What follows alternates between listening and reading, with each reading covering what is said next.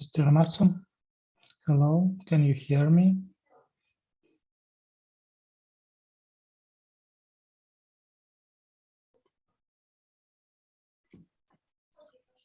Hello, this is Tomi Imazu from CPES. Welcome to the symposium. Thank you for hosting.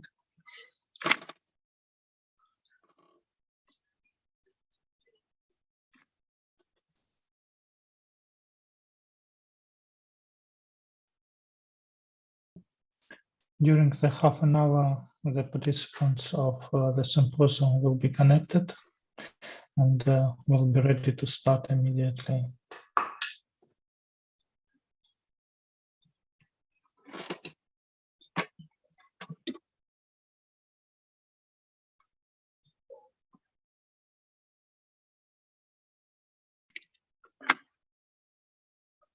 May I try to share my material on the screen? Yes, you can try. It's possible. Okay. Thank you for joining us. Could you connect to the virtual conference system at the end of all?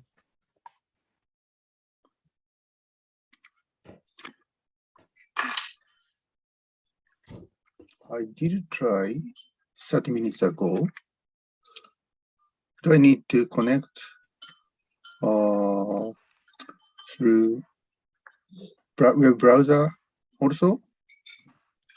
Yes, you can connect with the Edge browser or Chrome browser. We met the problem, you and me, with the Edge browser, but support says it should be okay, and they provided two links that could work. And also, I noticed that my problem was solved after I flushed down the preferences, edge settings to the defaults, and that worked for me. Which link is do you recommend? The first one or second one? You can use Chrome browser if you have on your PC, or maybe mobile. So I will stop demonstration so you can share your screen now. Just a moment. Okay, now you can connect with your screen. Let me try.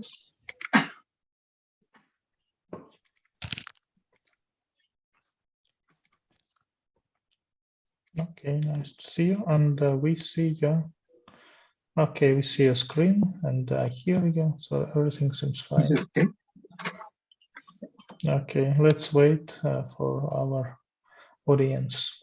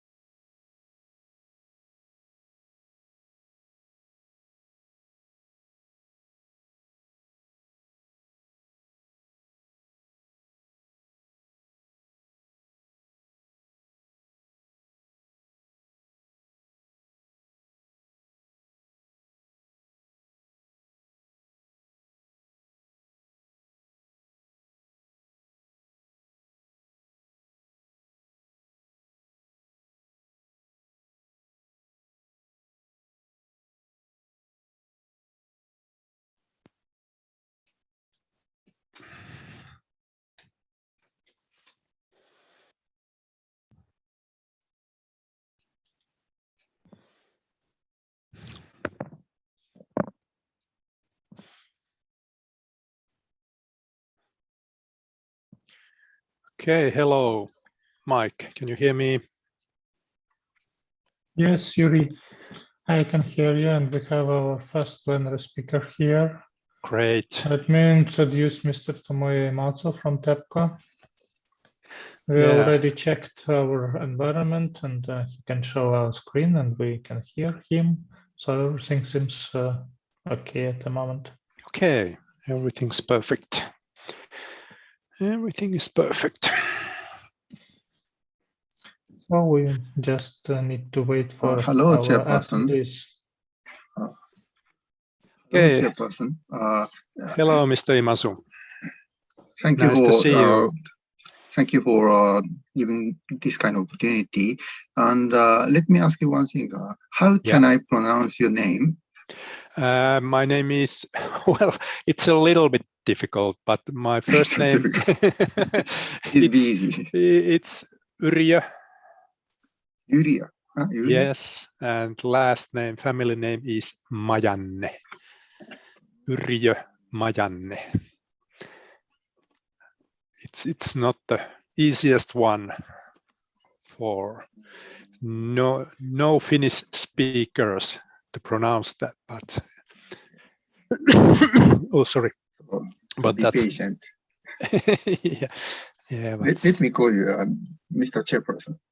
Yeah, that's perfectly fine. That's perfectly fine.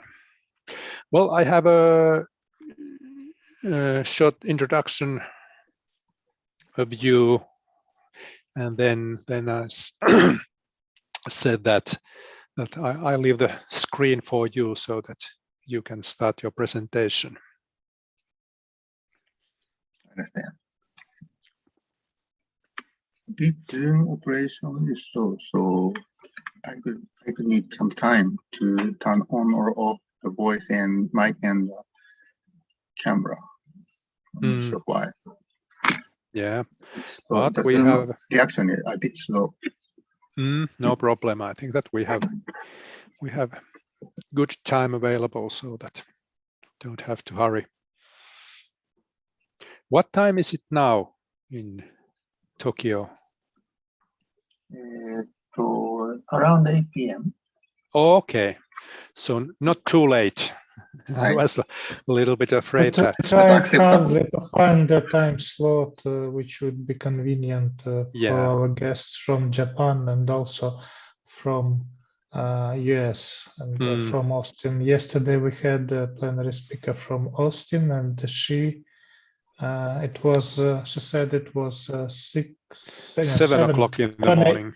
7 a.m. Yes, just woke up and had a cup of coffee, and so it's probably the best time to have a plenary session.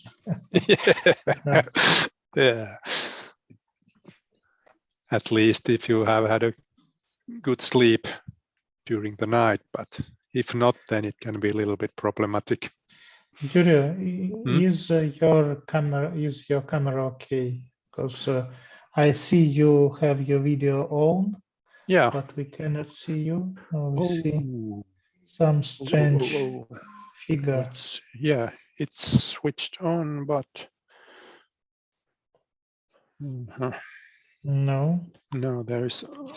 I have to check. Let me see if there is a right. Oh, sorry. Yeah, it was a. What about now? Yeah, so I have a questions. This is Ed Mulyadi. Okay. From Auburn. Good morning to you. Good morning. Thank you. Good afternoon or whatever time you have. Yeah. Morning. Good morning. So I read the schedule. I was scheduled for 7 to 8. Is that correct? Eastern time. Well, it's I'm not so well, but it's well, we have now this first presentation by Mr. Imazu, and then after 1 hour, your presentation should be started. About. Oh, okay. So that will be actually what time? In my time, after 1 hour, you said, right? After 1 hour, yeah. Now we are starting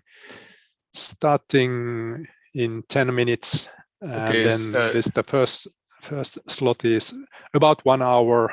Is it okay for you? If, or yeah, I don't, yeah, yeah. I just want to make sure. In that case, probably I should go to my office and present it from my office. You know. Yeah, but is it so? In your email, you said that you would prefer that we will play the pre-recorded presentation, and after that you will be able to answer the questions. Are we doing in that way? Yes, please. Yeah. Okay. Please. Yeah. That would be great. Yeah. And Mike, you then have the then video. you have yes. So then you have almost 2 hours to get to your office. Because, yeah. That's even what I'm saying. if you will not manage to be online in the beginning of your presentation, we will just start video, and then Okay. we'll have some more time. Okay, So sounds that's good. okay.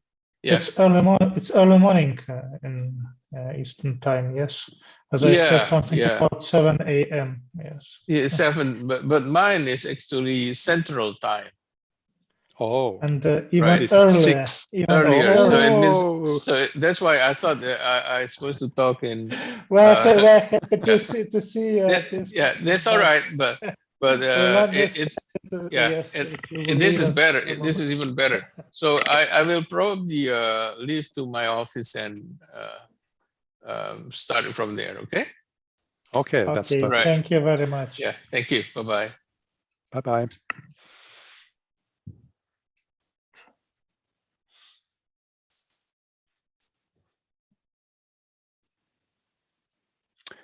Oh, that's what I wanted to ask Mr. Imazo. Would you mind if your presentation, a video of your presentation, will be shared publicly on YouTube?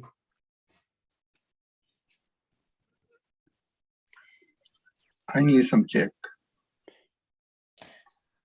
So we have a broadcasting, we have some broadcasting right now, but as for recordings, I received several requests from our participants. They asked me whether the recordings of plenary talks will be available. I said that, okay, they are available now, but we need to see maybe the quality of presentations, and we should ask authors and so on. So I will have some adjustments, some improvements on this video, maybe to cut some preliminary talks and so on. I will show you and ask your kind decision on whether it can be shared to our participants permanently. I'm okay with with modification or a cut or without. I'm fine. To cut preliminary part, so these talks, because they're always recorded. Professor Weber, we're happy to see you.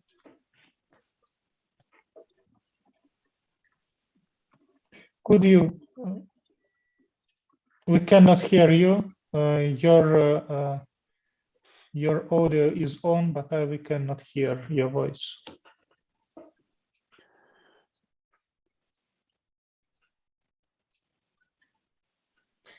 Probably the microphone is not connected.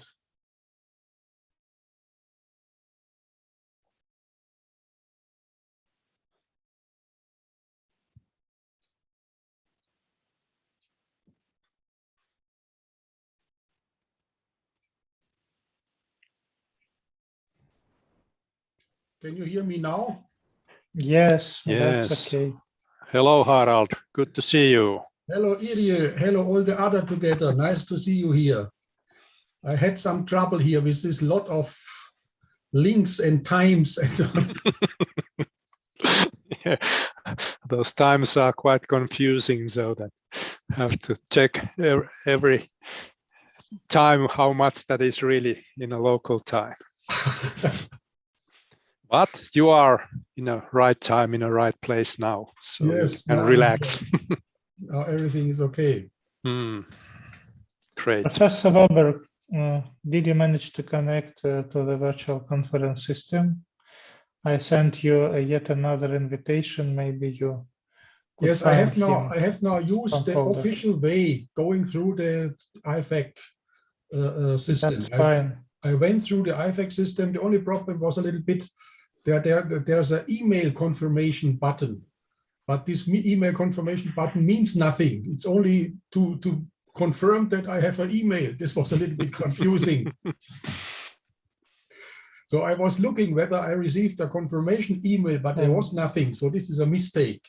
Oh, I think that in my case, this button was active, so that when I push the button, then something happens, and then I get the access to the system, so that it was checking that they get the reply. As I said, Harold, I verified your email for you. Yes, I understand. I understand that. In my case, it was a special case, so this was different. So this was because we had conversation this morning. Yeah. But I think the system works very well, as I see here. Everything is very nice organized, very well organized. It's perfect. Yeah, this looks good. It's really beautiful, and it will be okay if IFAC will use it for all future conferences. Yeah, I think it's good enough. Probably one of the best of breed. I think in the future we will not be able to travel too much and too far because we have Corona and all the other limitations and restrictions and so on. I think we will need in the future much more such systems here to be able to cooperate with each other. But we cannot go together to have a pint of beer or something like that. In that case, I think that it's not a good thing at all. We could request this option from developers. The beer is missing. I agree. In the next version. Okay. Yeah. But it was not only the beer, because I remember I was with Mr. Mayane, with Irio Mayane on a lot of sessions, and there was beer and strange food and everything. So we learned a lot what the world is eating around. We did not know before. Yeah. So now we did plan a session with champagne, with beer and so on, but it's only on the screen. So okay, sorry, gentlemen, but I think that it starts to be time to start. 20 seconds. Yes, so that we can keep the schedule.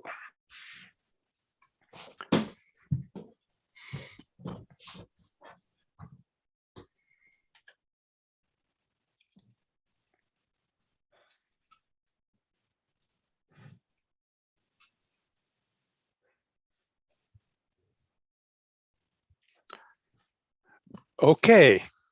Good morning, good afternoon, good evening to everybody wherever you are, which time zone. It's time to start our first plenary session today.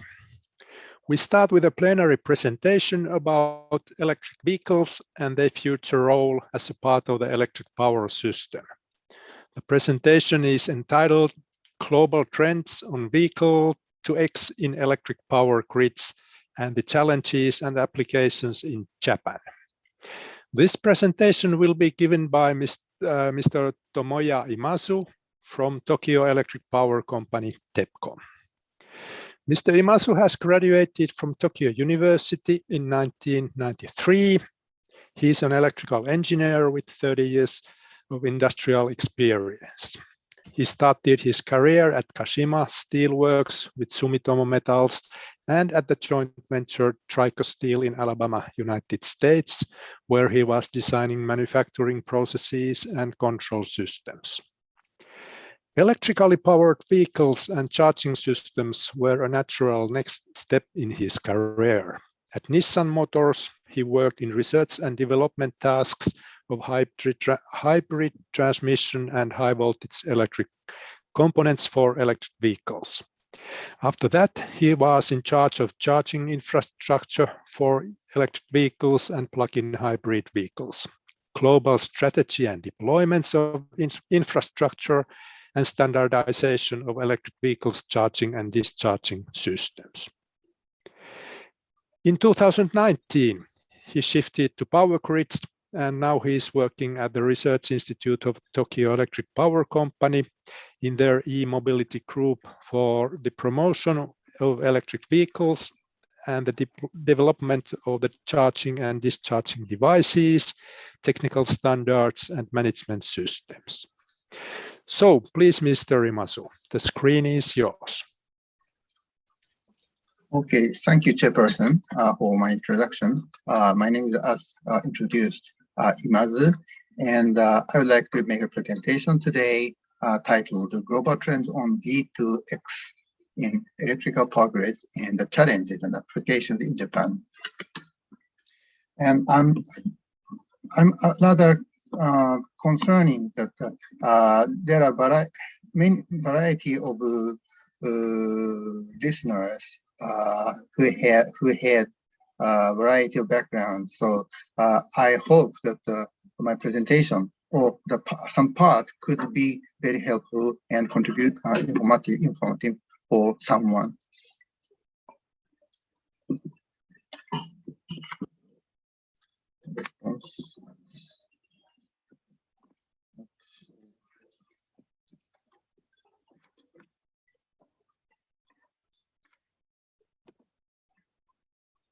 Can proceed the page.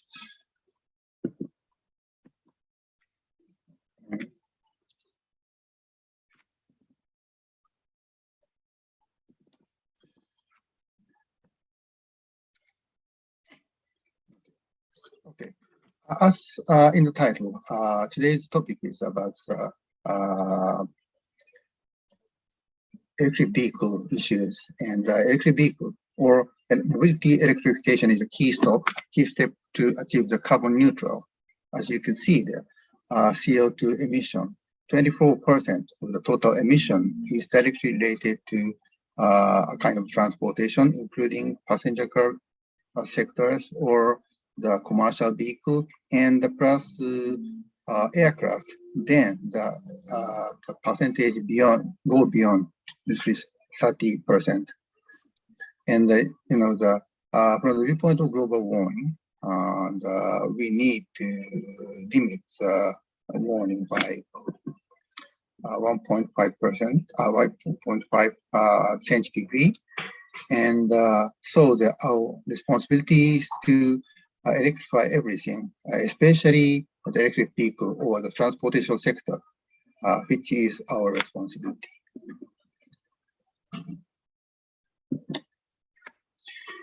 So this is just a title slide that shows vehicle to grid or vehicle to home or everything, which is described as vehicle to X, and the V2G represents vehicle grid integration is the key, one of the key factors for the electric vehicle popularization.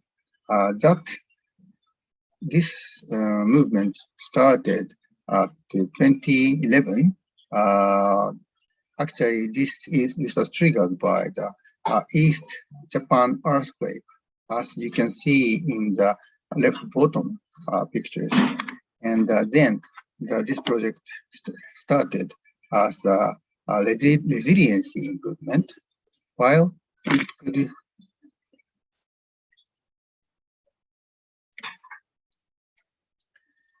could be expanded to the prosumer's operation of optimizing the use of energy, and then we could go to the vehicle grid integration. More about that later. Here is just an introduction slide of vehicle to X, and X can be L,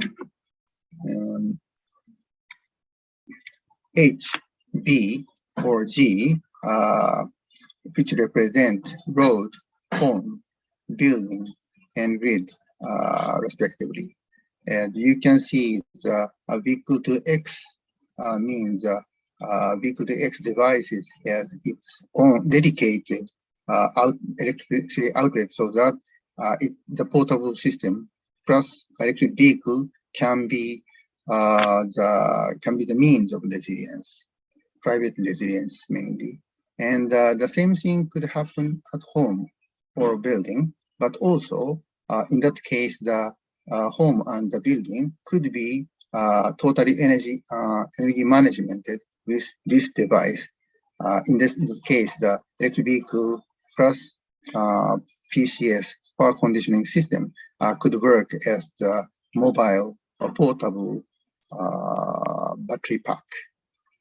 And then with the same setup, we could utilize reverse power from the electric vehicle battery pack to grid, so that electric grid operation could be improved in some aspects.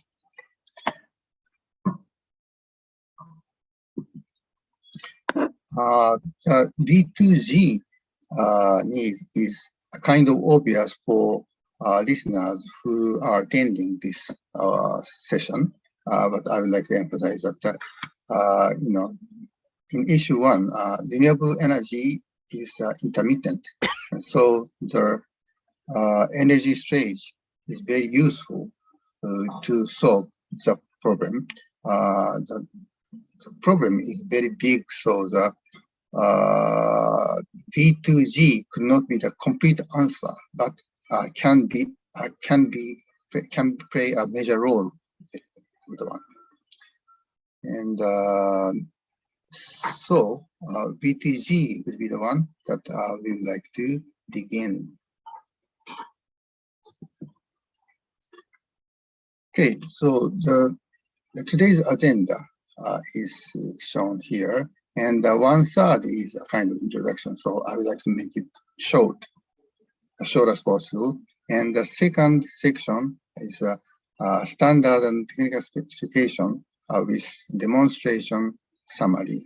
And the third portion is our challenge to carbon neutral with this V2G devices. And the last is a conclusion.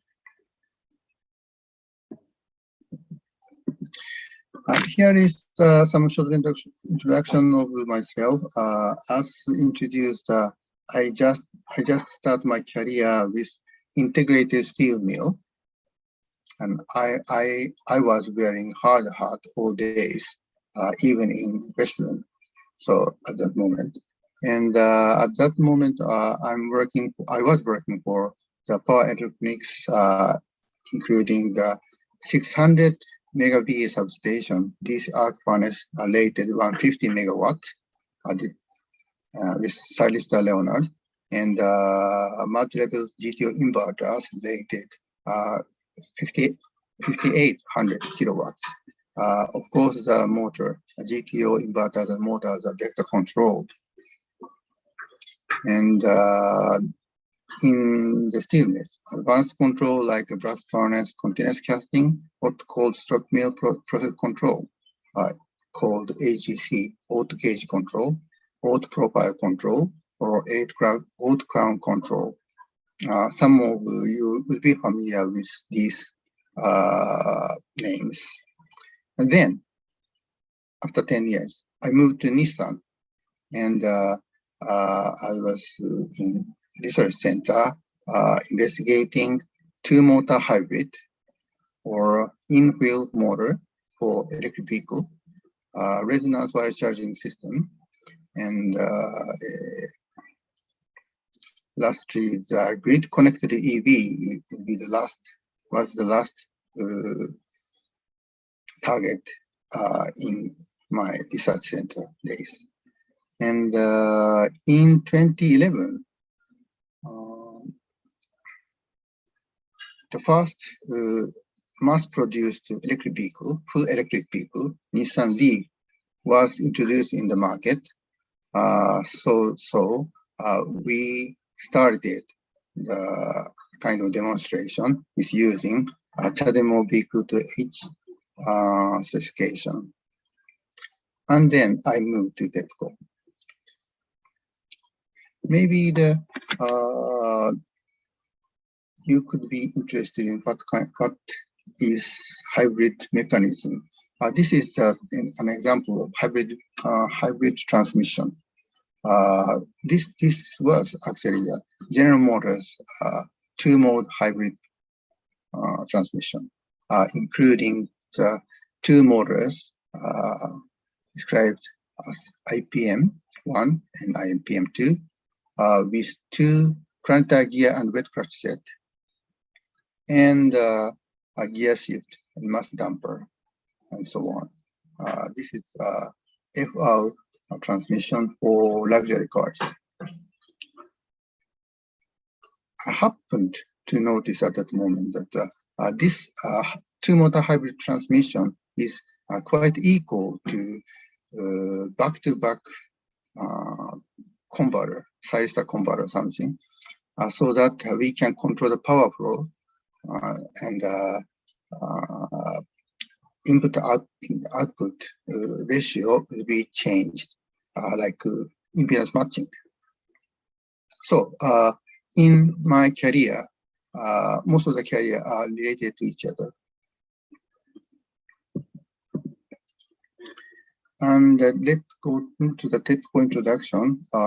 As you may know, the TEPCO is world famous utility company because of Fukushima incidents. But actually, the TEPCO is the fifth largest electric power company in the world, and the 1/3 of the total consumption in Japan are supplied by TEPCO.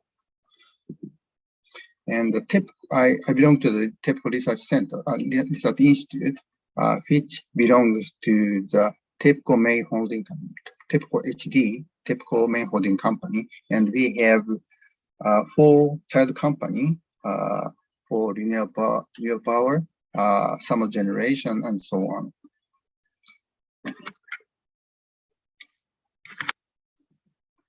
And this is the overview of the TEPCO Research Institute, and red square is area, and around here,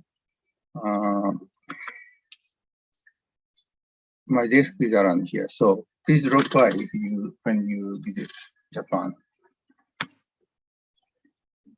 I'm serious. And this is just one page of introduction from the TRI, TEPCO Research Institute introduction official leaflet. And it says that CHAdeMO console, DC quick charging, and B2G are the target of our research. And here is another introduction of our mission, which is deeply related to Fukushima incidents, Fukushima settlement. And now I'm trying to talk about the history of TEPCO in the area of EV challenges. And from left bottom to the right top, we have almost 15 years history on the challenge of EV. In 2007, full-scale EV and charger demonstration and investigation started. This was the base of CHAdeMO specification, and around 2014, we have launched called NCS, which is CPO, charging point operator. So I could say the world first mass charging point operator in commercial mode.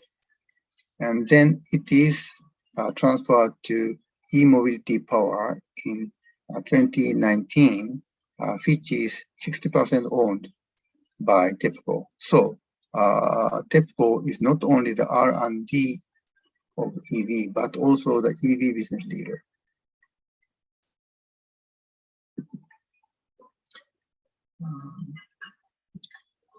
Here is some snapshot of the EV charging infrastructure in Japan, NCS, as I mentioned, and Nippon Charging System in the previous page, completed the first step. That means coverage of Japan, whole Japan, by charging network was done in around 2017 or something, 17. And we are in the second phase. We need to improve the charging experience, charging quality by powering up the DC charging from 50 kilowatt to 120 or something. And also the multi-plug chargers are started to be installed. Some examples are shown in the right below.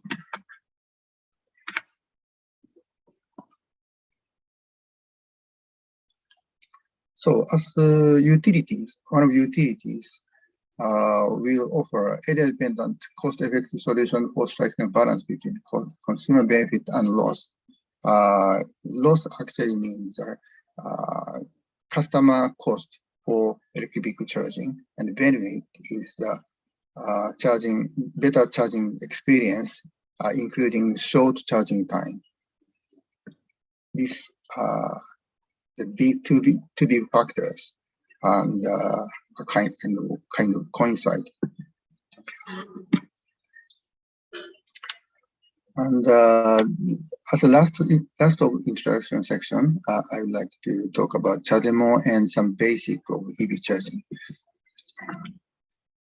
Maybe in Europe and in North America and in Japan, these customers are familiar with these kind of things, but just for the people who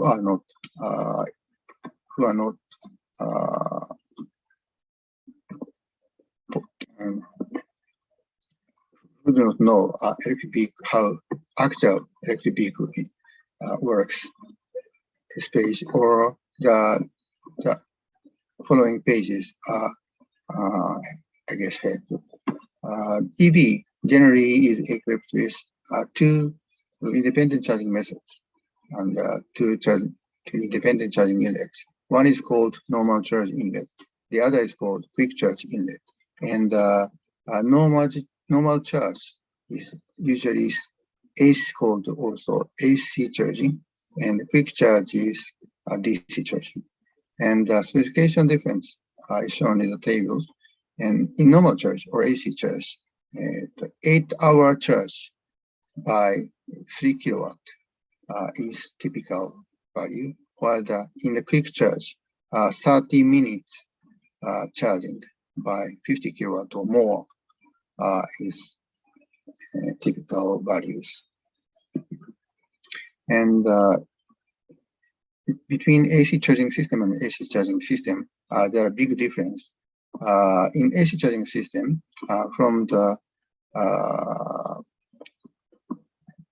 commercial grid to electric vehicle, we have AC power, and then AC is converted to DC for battery by onboard charger. Onboard in this case means electric vehicle equipped chargers. So this could kill the space, and this could be the cost for electric vehicle.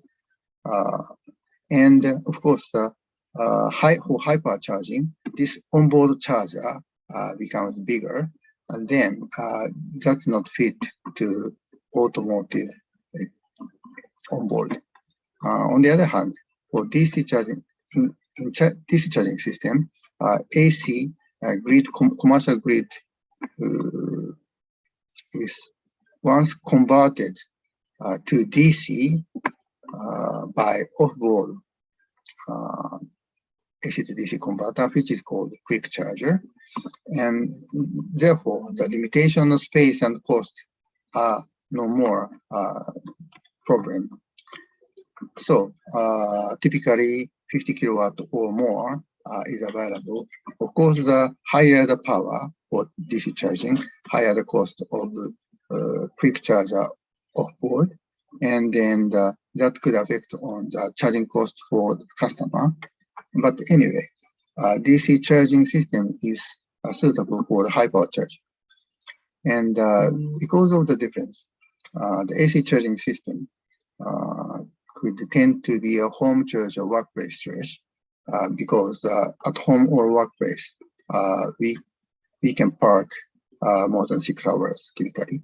And the DC charging system tends to be installed on highway or destination, because on highway, the short charging time is better. So this kind of usage difference could come from the difference of power between the AC charging system and DC charging system. And the difference comes from the fact that the onboard the location of onboard charger or AC to DC converter.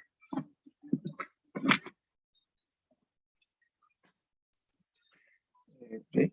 And talking about the AC charging, still we have many technical problems, and around 3 kilowatt or 6 kilowatt AC charging would be problematic for home distribution system. So we have a strict regulation and standards for AC charge also. Here are some examples. And AC home charge is very unique road at home. Many home appliances are plotted on the graph, and AC EV charging is longer charging time with higher current. So you could see this kind of summer problem often happens.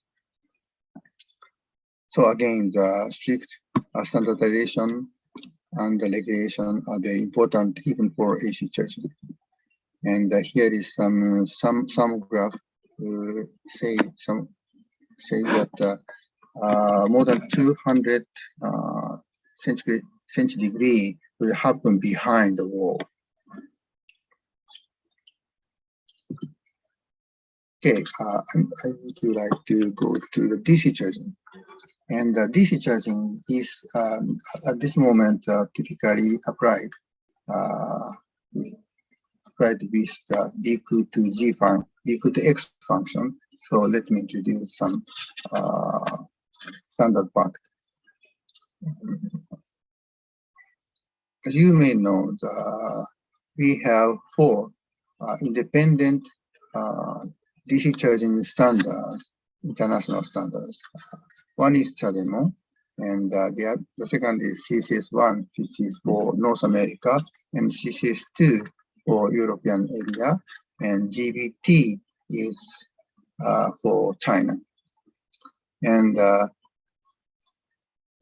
we have Tesla charging system, but this charging specification, system specification is not open, and it's not one of the international standards determined in IEC. So I could say the 4 in public. And CHAdeMO itself is, of course, the name of DC charging standard, but also the organization. CHAdeMO is in IC, EN, IEEE, and but technical specification itself is not efficient, is not enough. The organization which supports that kind of standards is very important. CHAdeMO is composed of OEMs, charger manufacturers, energy companies, and other parts manufacturers. And here are some our members. CHAdeMO is the world's longest and largest organization dedicated to EV charging. And the number of the members are still increasing. And here are some snapshots of CHAdeMO chargers installation in all over the world. We have almost 45,000 charge points in almost 500 countries, and distribution is widespread globally. This is just appendix. This is the CHAdeMO organization, and red box shows so-called technical committee, and I'm the head of technical committee. So from here on, I would like to talk about what would be the good charging infrastructure. On top of that one, we should have safety, and also we have three pillars: sustainability, localization, and innovation.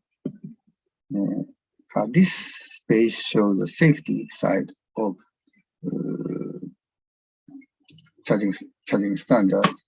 As you can see, the EV charging comes with high current, and which comes with the heat up thermal problem, and also it comes with high voltage. Also, 500 volt to 1 kilovolt is very exceptional at home, so we need special care.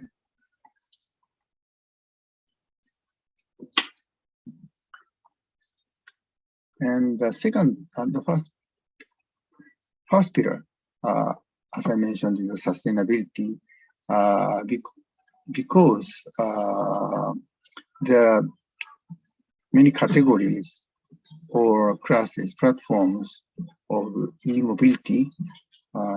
We should have from 3 kilowatt to 350 kilowatt charging ratings, depending on the class of electric vehicle, including electric helicopter, electric airplane, or rickshaw in India, for example. So the wide coverage is one key for good charging infrastructure. Here is some snapshot of the charging station, DC charging station area by area. You could see the installation of DC charging depends on the area, so we need to take care about that one. And the second pillar is the localization. This is very important because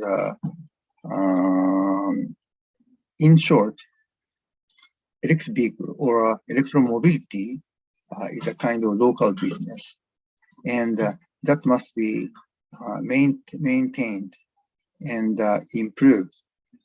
So that kind of activities must be determined by the local organization. So CHAdeMO is a global organization, but we respect the local governments, local operators, and local certification agency. And another aspect of localization is certification, as I mentioned. And because we have many chargers with many car models, so the number of combination is huge. So instead of thousands of combination confirmation, we need a very solid and detailed, mature specification with third-party certification. In CHAdeMO, totally 8 third-party certification agents were certified by CHAdeMO and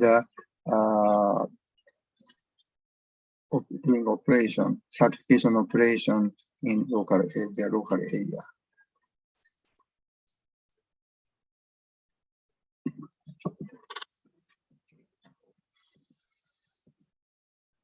This is just a slide about the explanation, more detailed specification, explanation of the design philosophy and safety and electronic quality and reliability is very important, but I'd like to emphasize the red portion, compatibility in the market or on the street is very important and shall be certified. The products shall be certified by the local certification agency. For the help of local certification agency, we have developed a common test machine shown in the picture.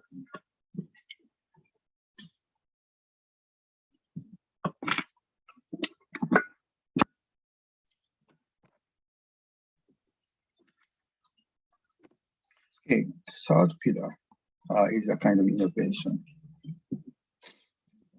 So, here is some story or history of CHAdeMO specification.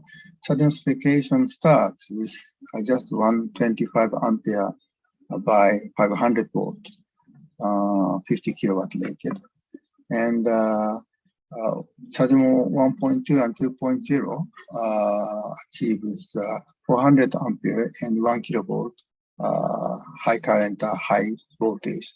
And now we are moving to the CHAdeMO 3.0, which is rated 900 kilowatt, or maybe doubled, 1.8 megawatt charging for airplane and so on.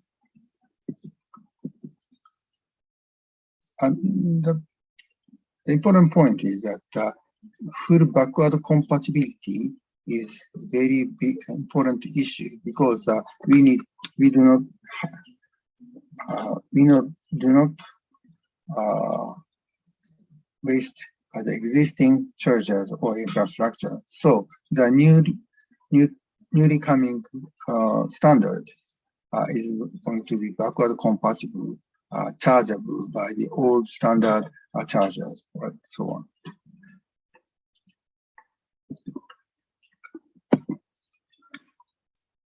Okay, this is just a snapshot of CHAdeMO 3.0.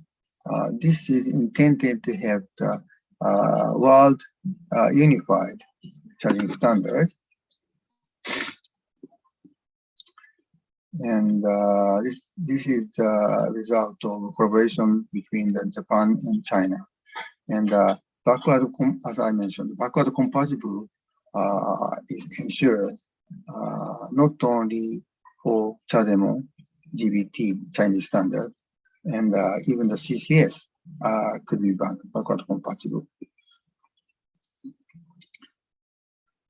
And you could see in the picture the CHAdeMO 3.0 or CHAoJ 2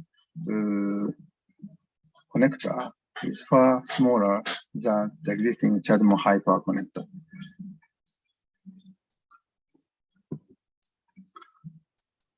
And as one of the third pillar innovation, I could re-emphasize V-G functionality, bidirectional power flow functionality. This I'd like to skip. And again, the wide coverage from the viewpoint of power, charging power, is for innovation and sustainability. And I did add CHAdeMO 3.0 as the top of the existing one. Just for your reference, from below to top, IFAC is for electrically assisted bicycle. And EPTW CHAdeMO is so-called CHAdeMO is for two-wheelers, and CHAdeMO is for four-wheeler passenger cars and trucks, and CHAdeMO 3.0 is for sea vessels and helicopters or airplanes and so on. This one. So now let's go to B2X. As I mentioned, we have 4 international standards, and at this moment, CHAdeMO is the only one comes with bidirectional power flow functionality for those 10 minutes. And this slide is also not the one for the listeners of this seminar. In some case, if charger have the high power, then we could achieve the shorter charging time. This kind of misunderstanding happens often, but as you can see, the high power charger with high power acceptable vehicle or large battery can only achieve high power charging, high power and short time charging. And if high power chargers are there, but you have the small battery, small passenger EV, then the high power charger is going to be wasted. So the balance between the electric vehicle and chargers are very important when considering the infrastructure charging kilowatt. So higher the better is not the true in charging infrastructure.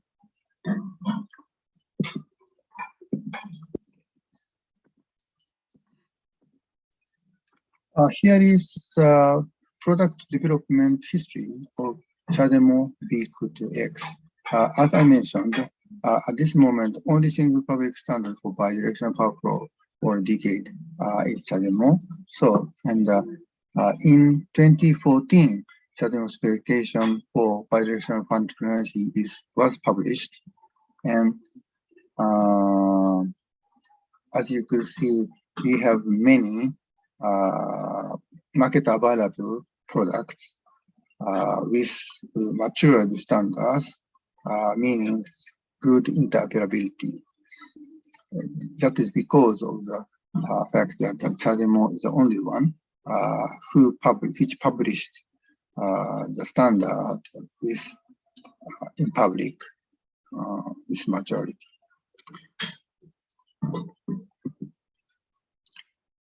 And I'd like to talk about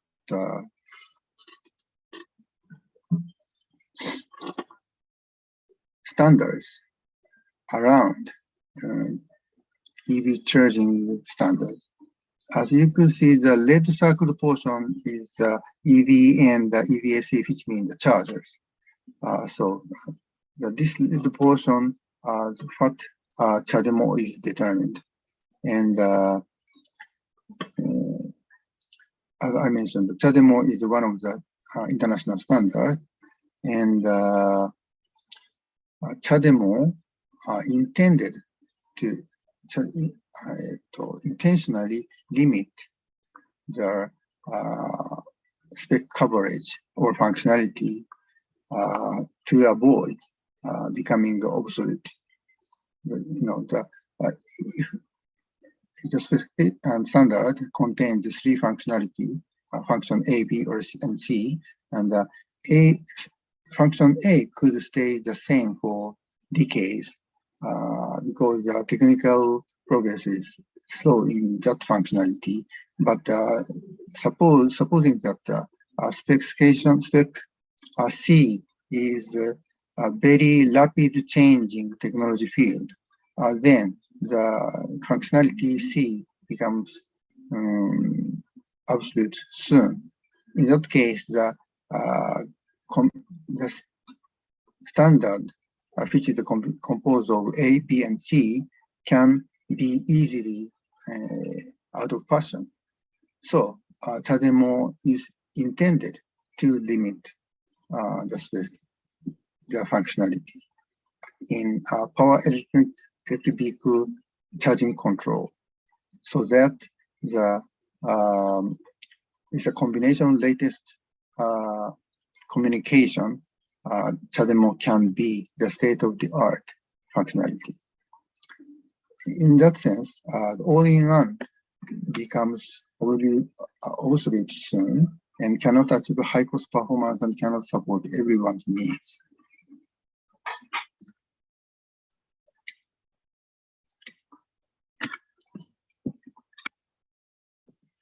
Okay, from here on, I would like to introduce some challenges of TEPCO. And this slide titled TEPCO Challenge for Carbon Neutral 2050. We are taking the comprehensive approach from the power source to the road, as you can see.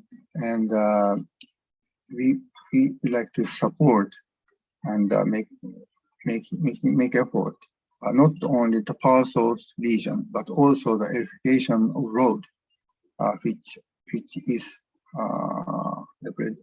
described in the light below in this slide. Okay, this figure shows one of our slide shows our comprehensive approach. As you can see, the various carbon neutral means are described in this figure, and the x-axis shows the CO2 reduction. The y-axis shows the cost for the means. And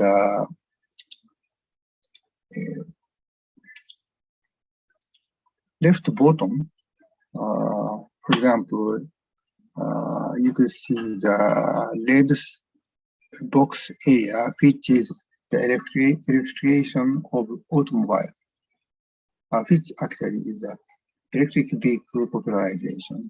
In that case, the EV users can save money,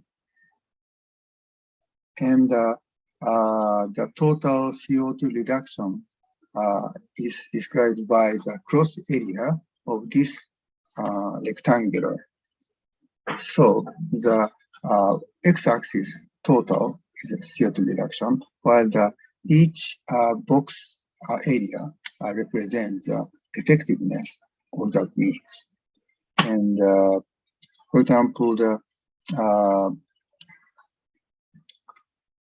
left below this area is savings, and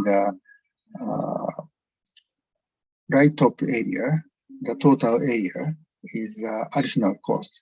So that the left bottom portion savings could be spent for the introduction of top right portion from the viewpoint of society, total society. And as you can see, this red box, electric vehicle popularization, is very effective and cost from the viewpoint of CO2 reduction and cost. These figures mention that. And here is some possibilities for supply improvement. As I mentioned, we are taking a comprehensive approach. And from supply to the demand side, we have the comprehensive strategy for each section. So from here on, I would like to introduce a V2X demonstration globally and in Japan. This is a repeat, so I would like to skip this one. And this is also skipped, but I would like to emphasize that already 10 kilo units of B2X are in operation in Japan. And with the help of local governments, for the resiliency needs, B2 road or B2 building is very good, a good countermeasure. So the local government and B2X are very tightly connected to each other. Local government policy.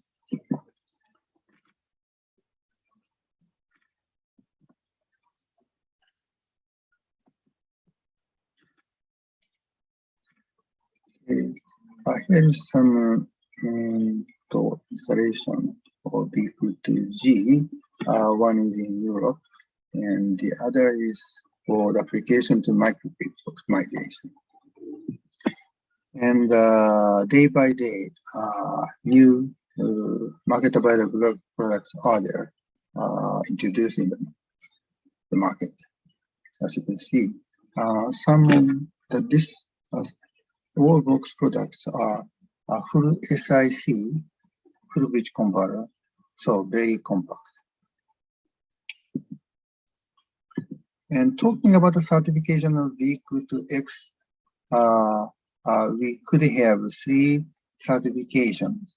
One is for grid communication certification, the other is for grid connection code certification, and then CHAdeMO B2X certification. In Japan, we have established this scheme. So the same kind of scheme would be introduced globally. And here is some example of B2X benefit, but I would like to skip this one. And here is a total picture of the B2X projects and the commercial application demos global. As I mentioned, since the CHAdeMO, the only standard comes with bidirectional power flow, these demonstration projects are all equipped with CHAdeMO B2X products. And I would like to pick up some of them. One is the Jump Smart Maui project, so-called, I could say this is B2G at the island. And at Maui, wind power is going to be excessive, so we need a stage. And for the stage, B2X, B2G can be utilized. This demonstration was held in 2014 to 2017 with more than 500 vehicles. And system explanation is in this page, but yes, the time is very short and I like to skip this one. The next one is the Parker project in Denmark. Again, the 10 EVs are plugged in. The Denmark has a big power flow vertically. So this kind of local flexibility application is very effective. And this is another application for resilience improvement, Malibu Hotel. And I cannot pronounce this name. Scarus. This means squirrel. So you could see the logo with the squirrel.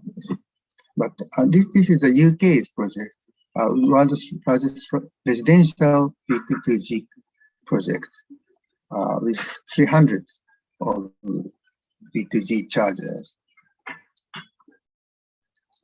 And mainly for peak shaving as B2G electric home energy management but also utilized for the grid operation improvement depending on the incentive. So lesson learned is here, and I would like to emphasize the lead portion. From customer viewpoint, resilience needs would be sufficient, should be or would be sufficient incentive for B2G, which is location dependent. And from the viewpoint of business, the local flexibility market is going to appear, which can be a good application for B2G. Of course, this local dependent. And another advanced topic is distributed artificial inertial damping factor for stabilization of grid operation by smart PCS application. So in Japan, in TEPCO is conducting Japan's largest B2G pilot with 30 companies. And I counted last year, 63 commercial EVs are there in our branch, and works for B2G or B2B total energy management system. But this is not all I would like to do. And what we would like to achieve this kind of total energy and grid operation management is using aggregator communication. Now our setup is shown in light half, but as shown in the pink arrow, this system is going to be connected to our virtual plant communication system in the near future. And already the in TEPCO retailing menu, V2H, EV, and PV combinations are in our retailing menu. Thanks to the CHAdeMO V2G specification. Yeah, let's keep this one. And we ourselves is developing this kind of multifunctional V2H system. This is going to be in sales in upcoming February or something. And this is just an evaluation calculation of the effectiveness of the V2G. And in Japan, we are considering this kind of market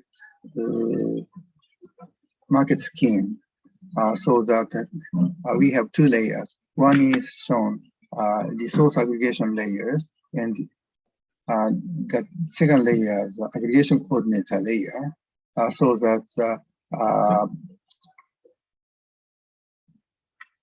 various market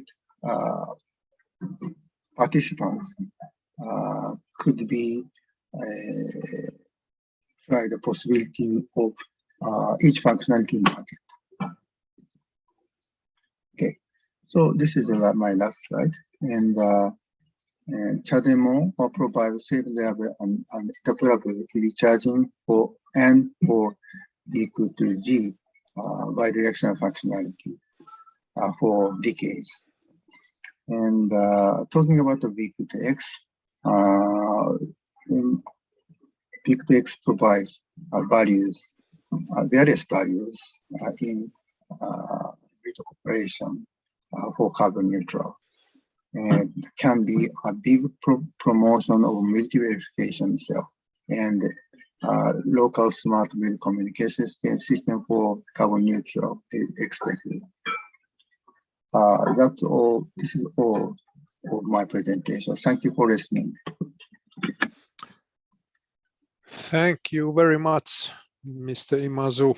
This was a very interesting and widely surveying presentation about this this very important topic about how to integrate the electric vehicles, the battery storages they are including with the operation of the power systems.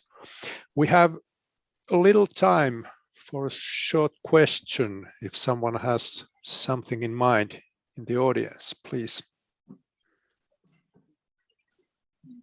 Yes, then I have a question if possible.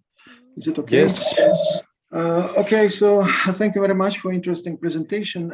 Just one question about vehicle to grid architecture. You know that vehicle to grid architecture involves rectifiers, which in turn introduce emissions to the grid. And could you please tell something about how to reduce the effect of emissions, and how efficient is the grid balancing in the case of grid frequency variations? So this is the question about the robustness. Thank you. Thank you for questioning. The question, that is very important question. But right now, based on various demonstrations and the trial, many stakeholders all over the world are seeking how the effectiveness is maximized for carbon reduction, CO2 reduction. So I could just say that it depends on the area, and that could be determined by the market. And so that we could be very careful about establishing the market structure. I'm sorry, I'm not directly answering your question, maybe. No, that's fine. Thank you very much. I think that you mentioned in your presentation one of the methods for reduction of the effect of carbon. What was the second question? Yes, I wrote a couple of more questions. So then about the charging process. The charging process depends on the temperature also, especially in cold climate, where you have some disturbances on chemical reactions. So this is not a problem in Japan, no, but it's a problem in the Nordic countries like Finland, for example. So yes, could you please tell a couple of words about that? And there is also one problem actually with Tesla, that for batteries, there is a problem with the batteries with Tesla in the case of heavy storms and so and other adverse weather conditions.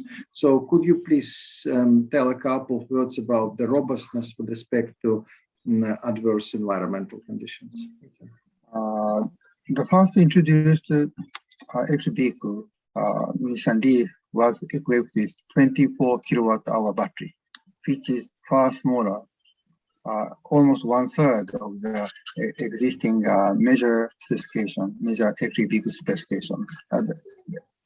Today, the majority is around 60 kilowatt-hour or something, right? And such kind of robustness against cold would be relaxed with the large battery capacity, I believe. And recently, most of the electric vehicle models are equipped with temperature control system, which comes with warmer and also the cooler. So the around 50 kilowatt charge, literally speaking, with a 60 kilowatt-hour battery, you would not feel such kind of charging slowdown problem. Of course, if you need 3 kilowatt charging, then it could be a problem. But minimum requirement could be satisfied in the near future, I think, because of the large battery and the temperature control system. Thank you very much. Okay, thank you very much once again, Mr. Imazu, about this very interesting and topical presentation about the future views about how to stabilize our power system with increasing amount of variable renewable generation. Our next plenary presentation deals more or less with this same topic, including high shares of variable renewable generation in the system, because the topic is energy storages. And the presentation is entitled Energy Storage for the Power System Grid in the Environment of Increasing Renewable Energy Sources. This presentation will be given by Professor Edward Mulhady from Auburn University, Alabama, United States. Professor Mulhady received his doctoral degree in electrical engineering from the University of Wisconsin-Madison. From 1988 to 1992, he worked at California State University, Fresno. From 92 to 2017, he worked at the National Renewable Energy Laboratory in Golden, Colorado. In 2018, he joined Auburn University in Auburn, Alabama, as the James J. Danaher Distinguished Professor. His research interests include electric machines, power electronics, power systems, and renewable energy. He is a member of Eta Kappa Nu, Sigma C, a fellow of IEEE, and an editor of the IEEE transaction on energy conversion. He is also a member of various subcommittees within the IEEE Industry Applications Society, Power Electronics Society, and Power and Energy Society. He is also the founding member and the past chair of the Renewable Energy Machines and Systems Subcommittee and the chair of the Advanced Pump Storage Hydro Power Modeling Task Force within the Power Energy Society. He holds patents in power conversion for renewable energy. Now we will first see Professor Mulhady's presentation as a pre-recorded video presentation, but Professor Mulhady is here with us online and he will ask questions after the presentation. So Mike, can you please start the presentation? Greetings, ladies and gentlemen, engineers, scientists, policymakers, and participants of this conference. My name is Ed Mulhady. I'm a professor at Auburn University, and also I have a joint appointment with the National Renewable Energy Laboratory in Golden, Colorado. For today's presentations, I would like to discuss on energy storage for the power system grid in the environment of increasing renewable energy sources. So this is for the Symposium on Control of Power and Energy Systems, CPES 2022. This is a hybrid conference and I'm presenting online. So the table of content, more or less, we will talk about power system a little bit, renewable energy, energy storage, and demonstration projects. So generally, there are two systems implemented in the power systems. The first one is the so-called interconnected systems. This is where hundreds and hundreds of generators and thousands of buses interconnected. For example, in the United States, there are 3 interconnected systems. They call it Western interconnections, and then Texas interconnections, which is also known as ERCOT. And also there's Eastern interconnections. The same things in Europe as well. So they have more or less the entire European systems, at least majority of them are interconnected systems. And another type of power system is small isolated systems, where in general, this is like island systems that is not interconnected or isolated from the main grid. So the size of interconnected power system components in this isolated system normally is a lot smaller capacity than a large interconnection system. So many of the small towns or even islands are too far to be interconnected, and the system adopted is isolated systems. And this is how I think it's very appropriate to adopt this concept of microgrid, where the concept of microgrid, basically this is a very small system that can even be split into smaller systems if necessary in order to maintain the reliability of power systems. When it is connected to the bigger grid, the microgrid will have a frequency synchronized to the main grid. On the other hand, once this is disconnected, and the frequency normally is determined within the microgrid environment itself. So in the US, the normal frequency, the so-called normal frequency is 60 hertz. And in Europe, for example, many parts of Europe, it's 50 hertz. In Japan, 50 hertz, and some of them also have 60 hertz. So that's the frequency is normally controlled very tightly. Same thing with the voltage.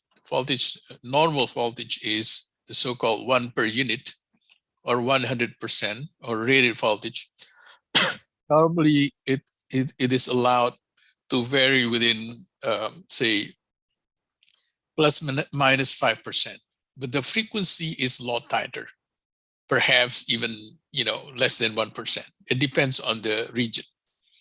In very big systems, the regulation is normally very, very strict. Now, the concept of balancing, the so-called balancing, normally when they are talking balancing, is balancing real power, or also called active power. So the unit is watt. So it is not watt hour. It's not energy balancing.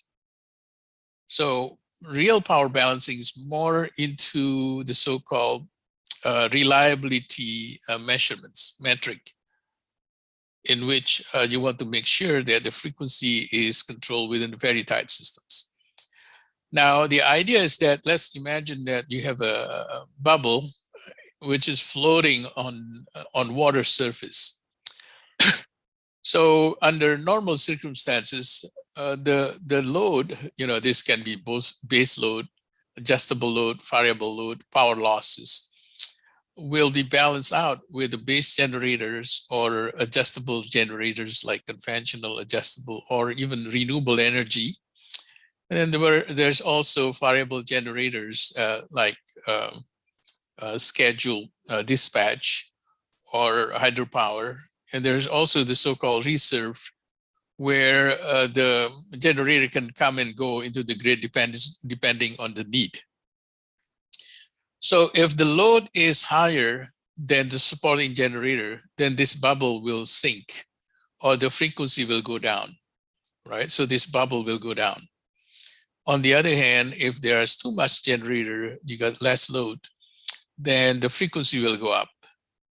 Now, the so-called storage or energy storage here is, I put a level which is in parallel with surface of water, because the nature of the storage, it can behave like a load when it is absorbing power from the grid, or it can act like a generator when it is supporting or discharging power to the grid. So the dashed line here is the normal frequency. So what happens if the balance is not maintained? Here's what happened. For example, let's say you got a normal situation, all of a sudden you lost one of the generators, right? You got hundreds of generators, and then you have a significant size generator disconnected from the grid, then the frequency will go down here. Now, the first slope here, the very first slope here is determined by the so-called rotating mass inertia of the rotating mass.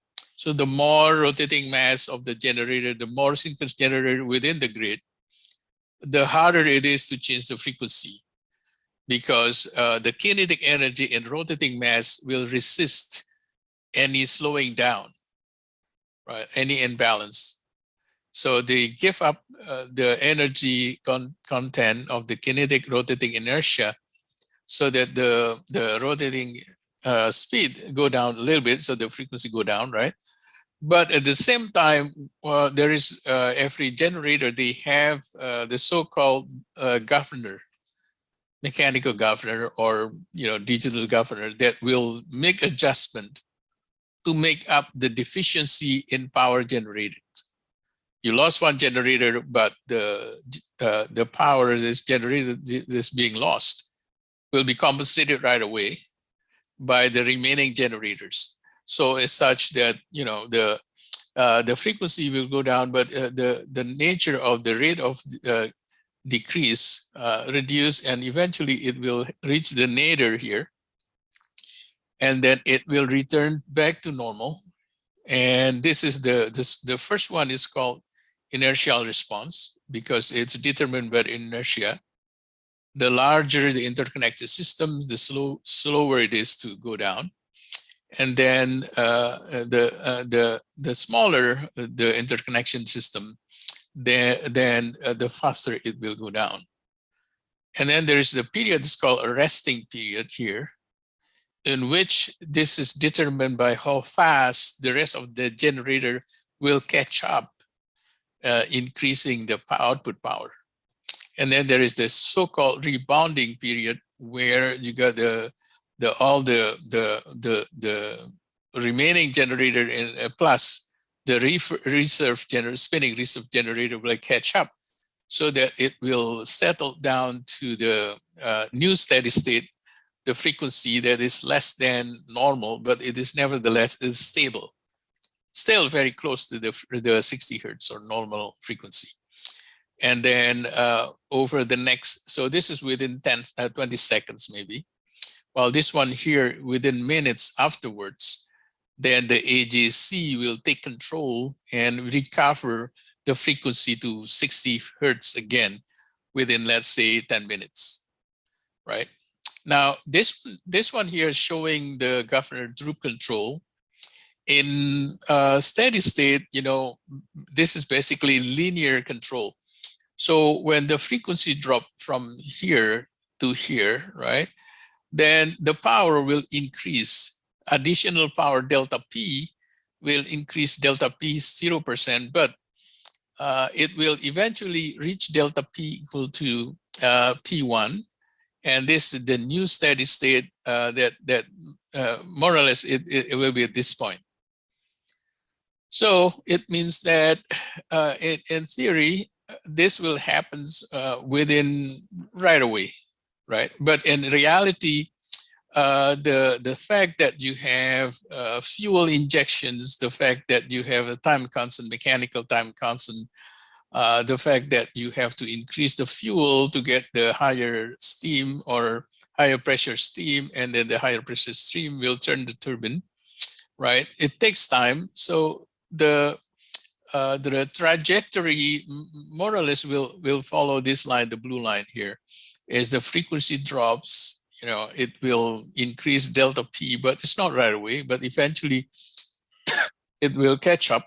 You adding delta P then, and it will settle down in right there. Now, energy storage, battery energy storage is very known to be very, very fast. Then the blue line here closer to the dark solid line, right? While the steam power plant, the slower generators or solar power plant here will have a kind of differentiate from the black line here, it is following the blue line like that, right? So the smaller the area between the blue line, the black line, meaning that you get a faster response. Okay. Now, here in the past 2 decades, there are a lot of renewable energy coming into the grid. Mostly it's wind and PV. And the nice thing about it, both of them are inverter-based resources. So meaning that both wind and PV, they have power electronics or power converters, or the so-called inverters, at the interface between the generator and the grid, which give the flexibility and the very fast response capability. Now, however, each renewable energy has unique characteristics. For example, PV will only generate power when there is a sunlight. So it's generating power during the day.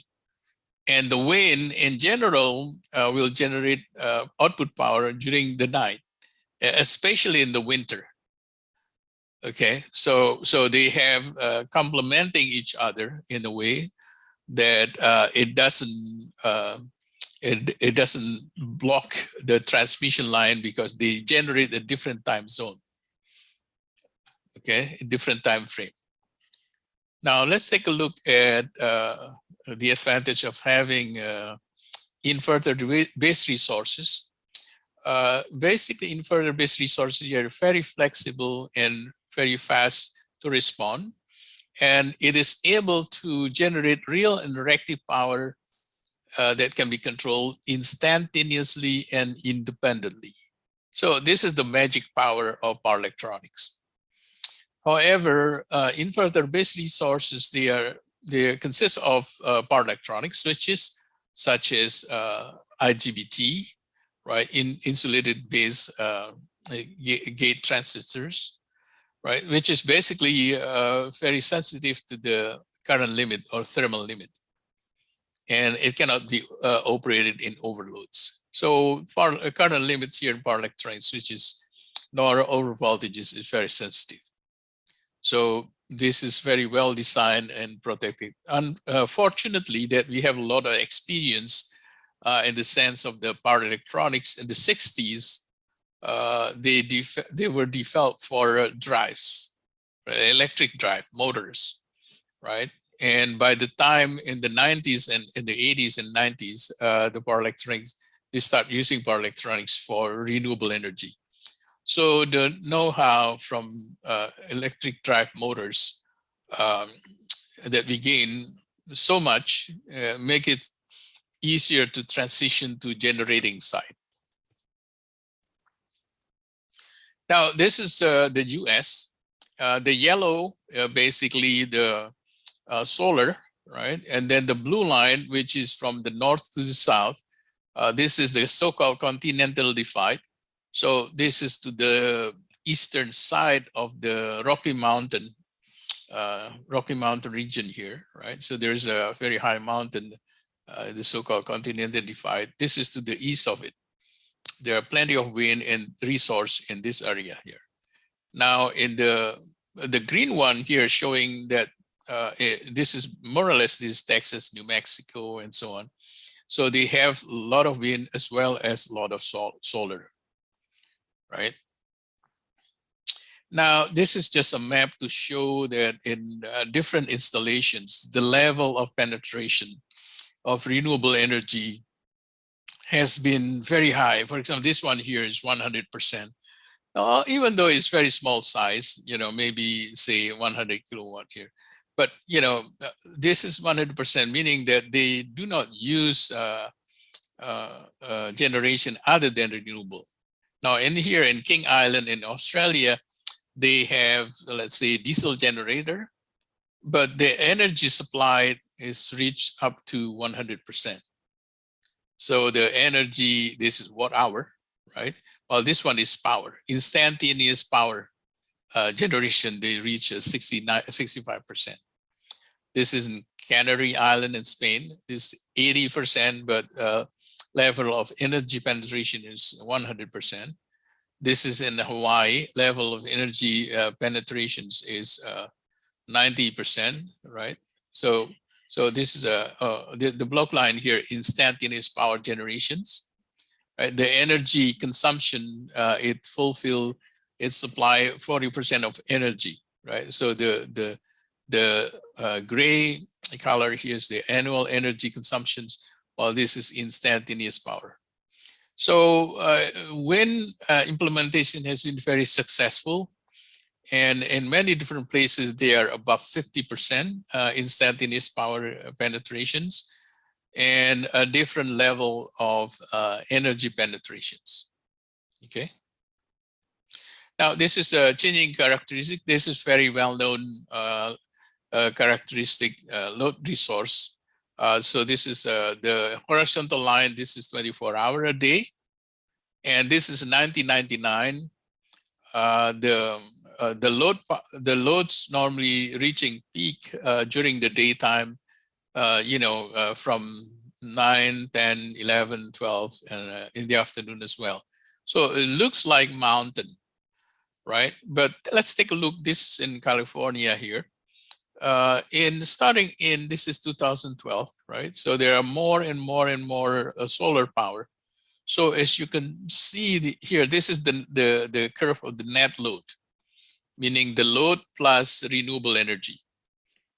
Right. So as you can see that this mountain here and eventually has been flattened out by the fact that you got so much solar 2012, 2013. And it is in 2020, it looks like this. So it was a mountain, it become a valley here. Right. And it created another challenges that, when the sun goes down and the load picking up, for people going home from work, for cooking and stuff like that. So there's a very steep rise of power need or power demand. So that's why it looks like a duck. It looks like a duck here. That is why the so-called duck curve. Right. Let's continue on here. So basically, there are different kind of energy storage. And the pumped storage hydropower plant presently cover about more than 90% of energy storage of global capacity, right? So it's very cheap, right? And then the next one is chemical conversion, such as battery storage, right? This is gaining a lot of attention, because the fact that we have electric transportation, electric vehicle, and this industry basically drive the technology. As such, the battery storage manufacturers in large quantities, and the technology improvement, and also the cost. Technology improves significantly, and the cost goes down significantly. And then, of course, there are a lot of other energy storage here that I do not want to mention one by one, but majority of commercial energy storage is pump storage hydro, and also the battery energy storage. Now, what is important behavior or characteristic of energy storage? The first one is response time. How fast can you respond from, let's say, 10% to 90%, right? So the rate of rise of the power that can be commanded is whether it's very fast or very slow, right? The faster it can respond, the better it is, right?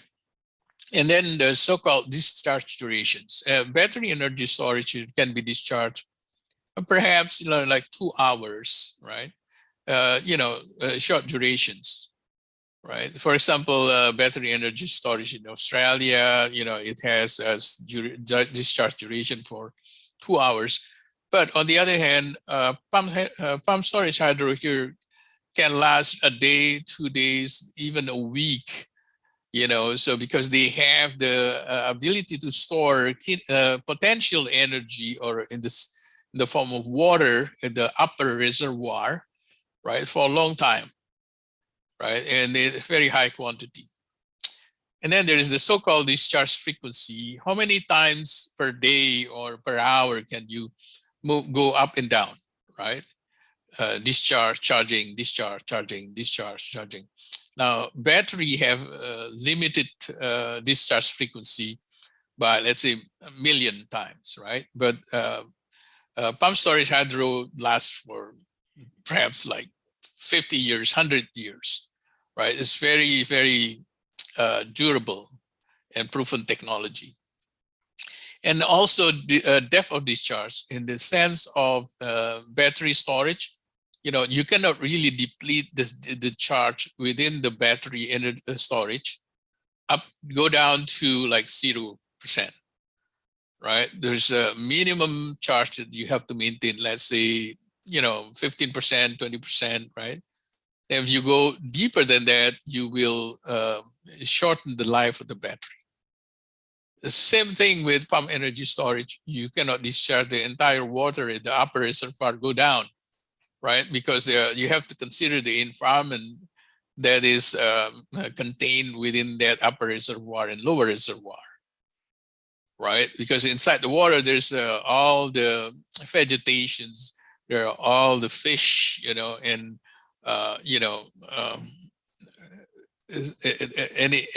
anyway, there's environment and also perhaps engineering limit how far you can go down, right?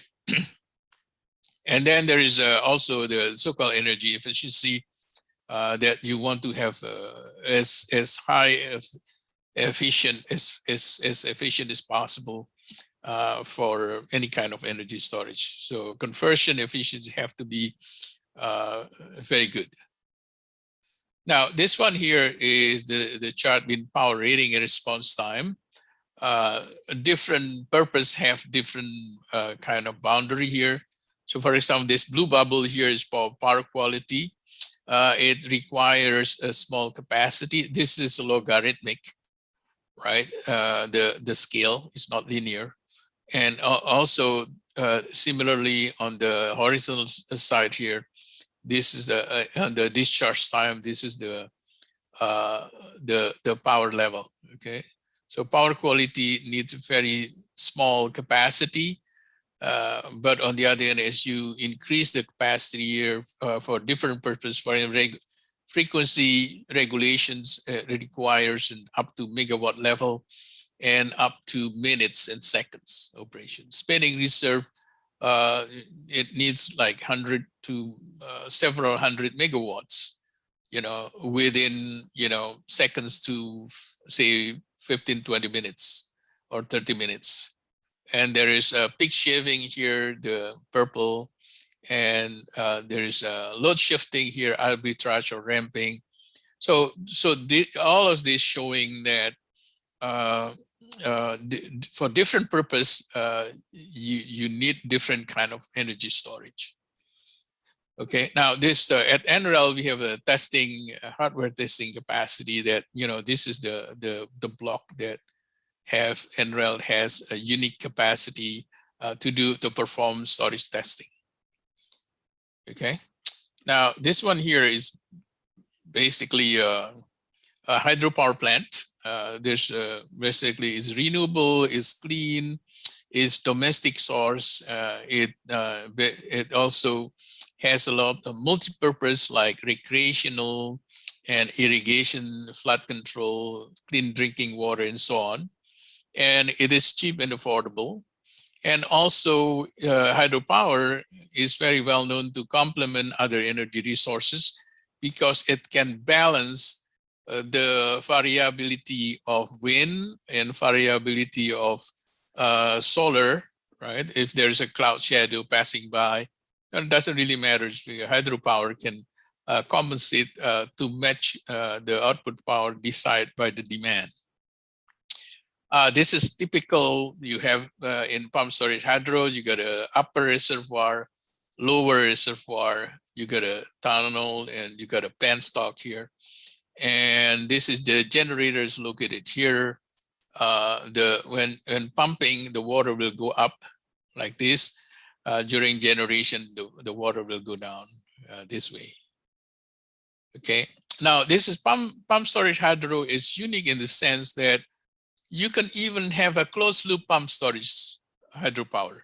So the most important thing in pump storage hydro here is that the fact that you have a difference in altitude, right? If you got a different altitude and you can build upper reservoir and lower reservoir, then you can fill up with water, and the water can go up and down multiple times. And then once in a while, you have to refill, put more water because of the fact that you have evaporation. But it doesn't need the source of water like this one here on the left-hand side. This is the so-called open loop, where there's a water flow like a river, right? And you can build a dam or upper reservoir here.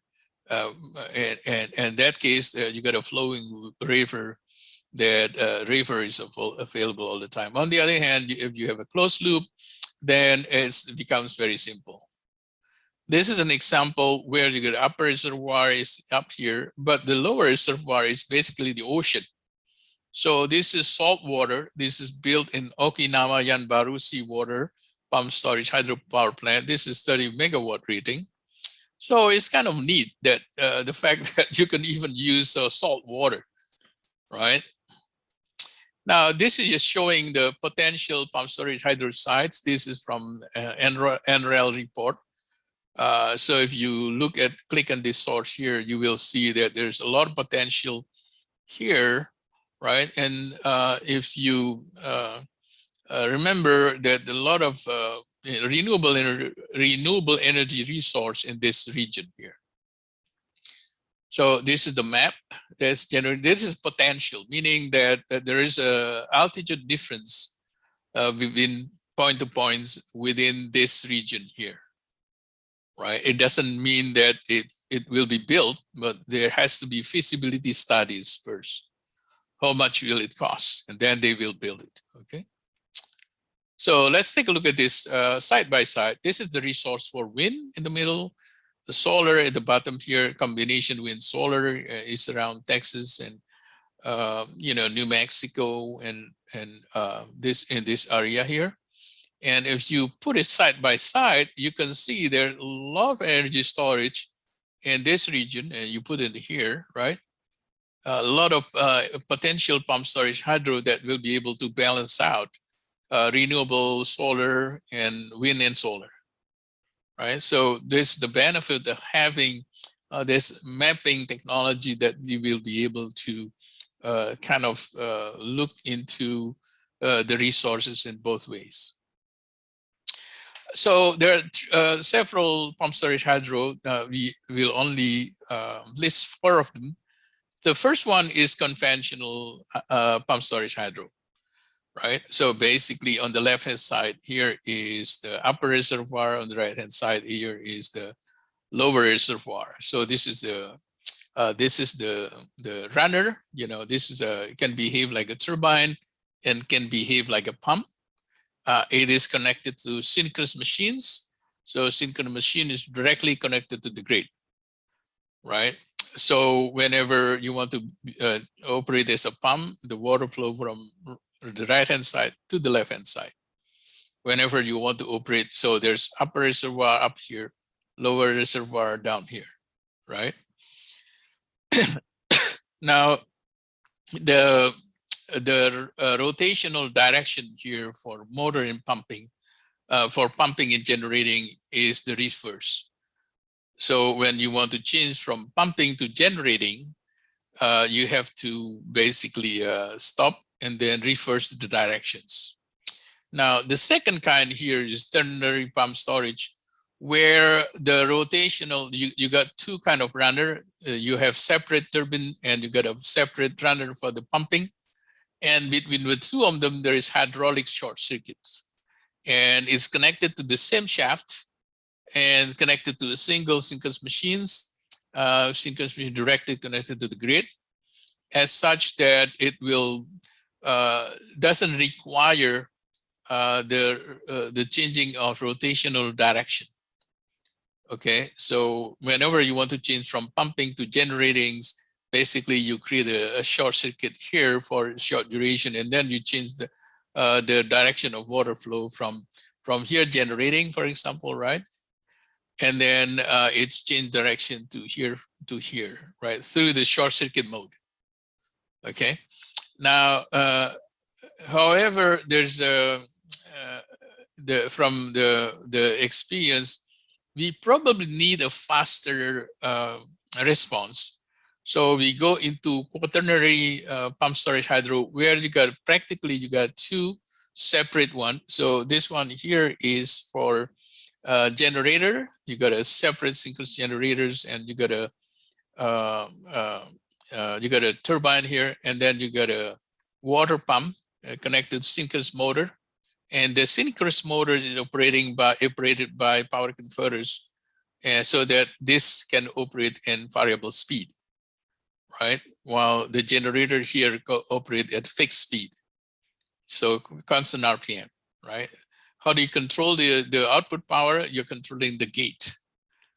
In the pumping mode here, how do you control the power? You are controlling the frequency of the converter, or rotational RPM of the synchronous motors, right? And then there's another concept here, which is completely supplied by power converters, so that this generator operated at variable speed. It can rotate in both directions and at different RPM level. Okay, so this is generating this way, pumping this way for the flow of water. Okay. So this is a 4 type of pump storage hydro available for our use. And the most common adjustable speed pump storage hydro is the so-called WFET induction generator. It has been used for many installations, and it has the same benefit as WFET induction generator for wind turbine. Okay. So this one here, conventional pump storage hydro, and basically during generation, you control the wicket gate to control the flow of water, that is to control the output power. In the pumping mode, normally the input power is not adjustable, but reactive power is controllable by field excitation here. Okay.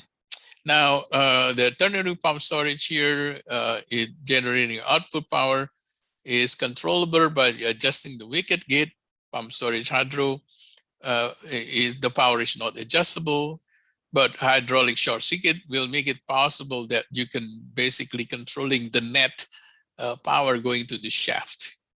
So it can be positive, can be zero, can be negative.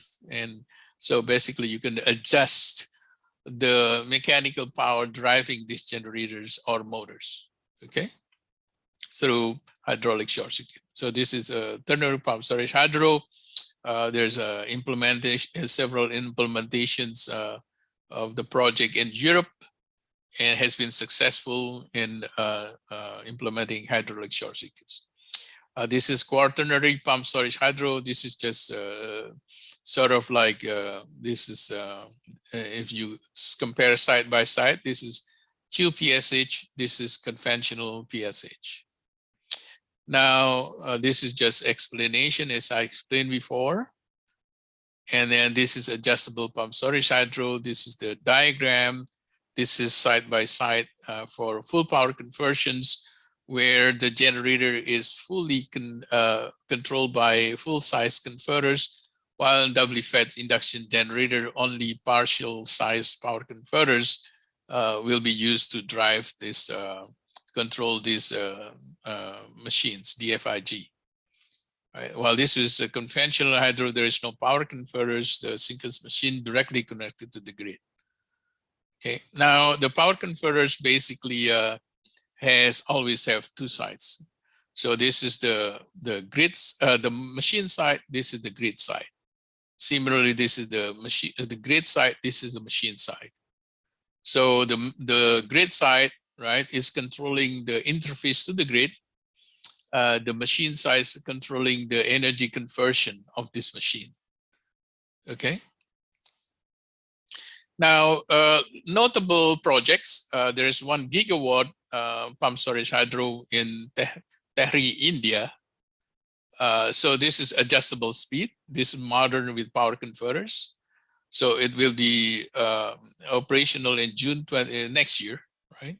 So this is the website if you are interested. And there's another project, a 680 megawatt adjustable speed pump storage hydro.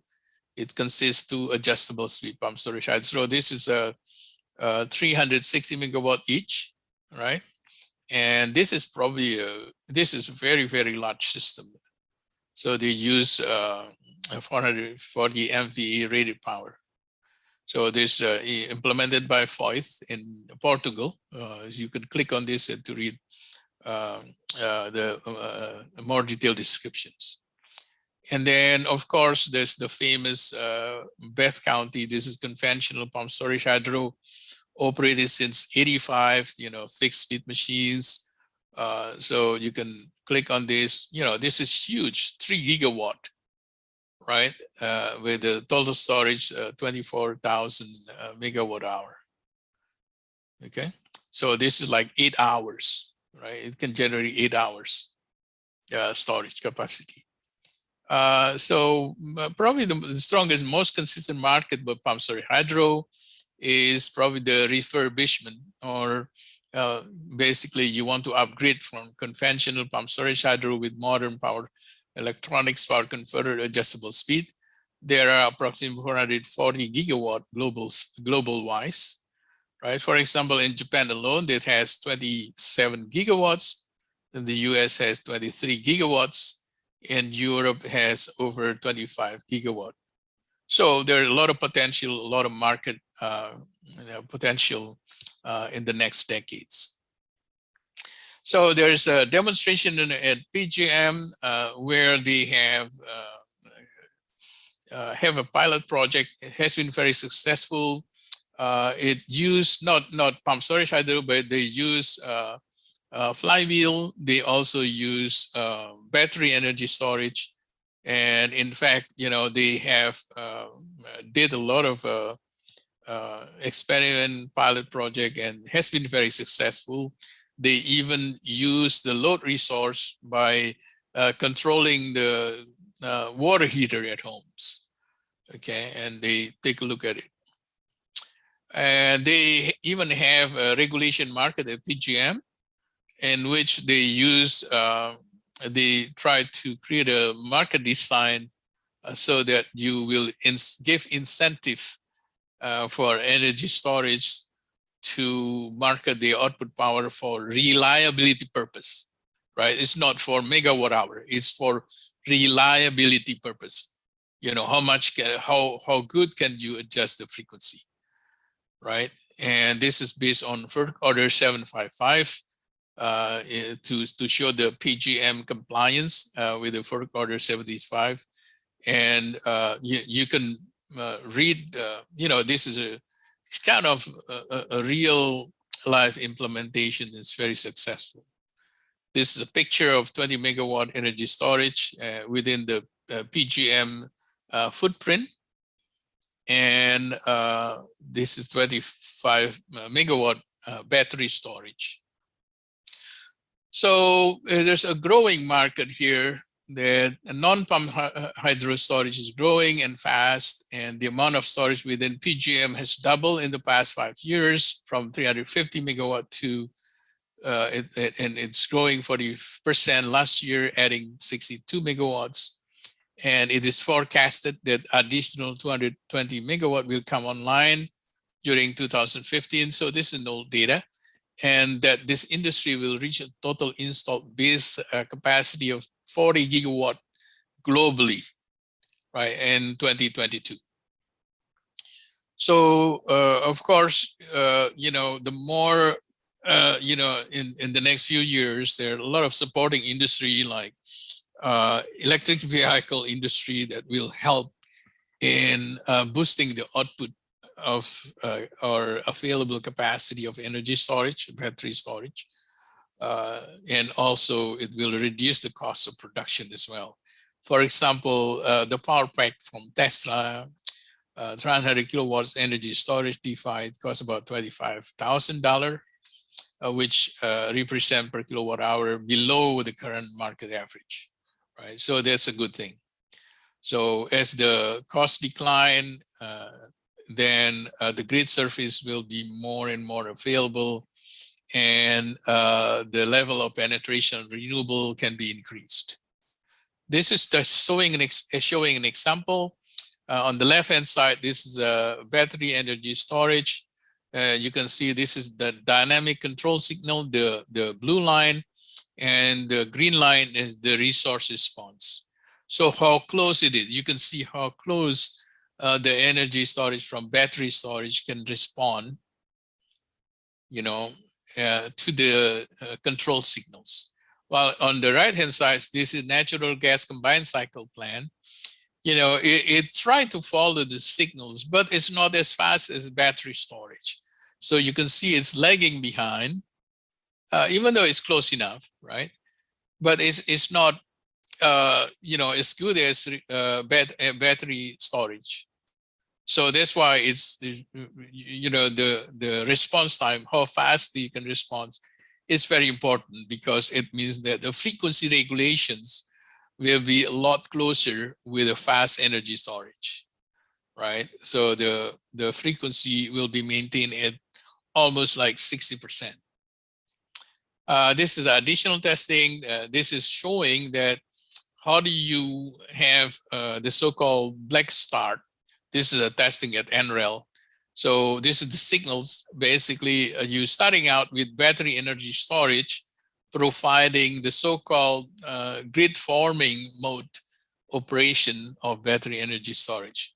So it gives the output power at constant at 60 hertz, and then you start introduce in the PV, and it's ramping up, and within 150 seconds you can see that you get the output power at 400 kilowatt level. Okay, so black start can be achieved by this combination grid forming mode battery energy storage systems and the actual PV plant. This is at NREL Flatiron testing facility. This is just to show the waveform, sinusoidal waveform captures for the system that we tested here, right?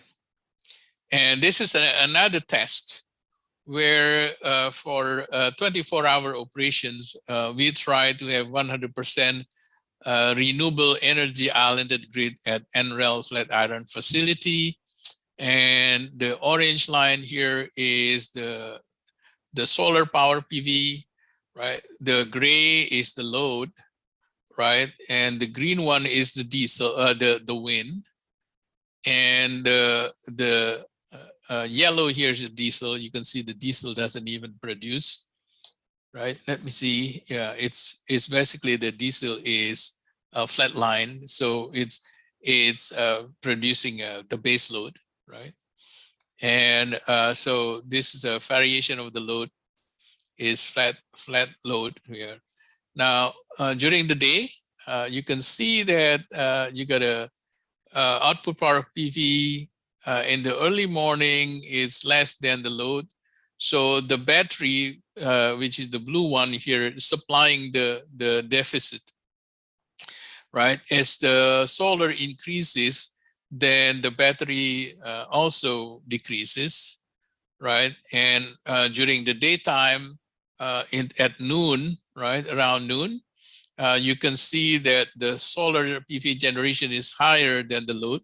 So it will be stored in the battery. That's why the blue line here become negative values. And perhaps there is a cloud shadow here. There's a dip here, and the battery storage will compensate for that, right? So in order to fulfill the obligation of the gray load line here. Similarly, the sun getting higher again, the PV is output higher again, and at sundown, you will be supplied by the battery storage. But then, if you look at this, the wind started to pick up, right? There is a wind generation way higher than what the load needs, so it will be stored as a blue line here. And any variation of the difference between the green, the wind, and the load here will be stored in the battery storage, and whatever not supplying the load, then it will be compensated by the blue line, and so on here. So this is just to show that 100% renewable islanded grid has been tested at NREL Flatiron facilities successfully. So in conclusions, that energy storage can support large scale deployment of renewable because its ability to balance variability of the renewables, right? The various energy storage available in the market. However, techno-economic analysis must be considered and to be sustainable solutions, right? Meaning that you have to have a market design that will give incentive, to improve the reliability of power systems. So in other words, energy storage have to be paid not only for the energy or megawatt hour, but also for its ability to maintain the frequency as constant as possible. So this is the market design that's, PJM or Australian energy market, AMO, they have designed the energy market for this. And then also the cost reduction will help very much. The deployment of renewable, the lower the cost, the more affordable energy storage, the more renewable generator can be implemented. And pump storage hydro solutions offer economic solutions. Also, it has the capability to respond very fast and very quickly. And there's so much experience of implementing pump storage hydro in Japan, for example, so that we have a lot of confidence in the next decades. Demonstration project has been proven that monitoring, control, coordination, and system protections make it possible to operate renewable as a regular power plant. With a good design, planning, and operation, 100% renewable sites have been built and tested. Right. So this is all the reference that you can take a look and read more carefully. And there are a lot of publication here at NREL related to energy storage that you can download it for free. Well, I want to stop this presentation and thank you very much.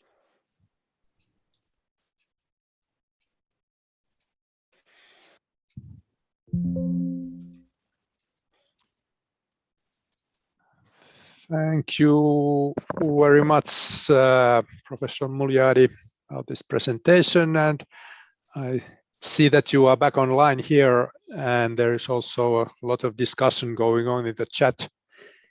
Yeah, I'm here. Arena, yeah. Yeah. So we still have 5 minutes time for this session. Is there someone in mind, something still for online discussion and questions? Please.